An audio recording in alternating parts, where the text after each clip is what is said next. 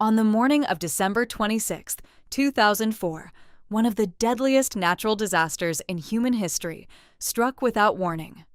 Deep beneath the Indian Ocean, a massive 9.1 magnitude earthquake shook the seafloor near Indonesia. Within minutes, enormous tsunami waves began racing across the ocean at the speed of a jet plane. Coastal communities in Indonesia, Sri Lanka, India, Thailand, and several other countries were caught completely off guard.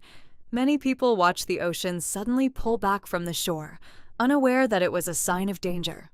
Moments later, giant walls of water crashed onto the land, destroying homes, roads, and entire villages.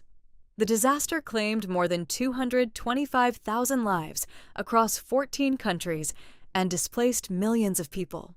It remains one of the deadliest tsunamis ever recorded.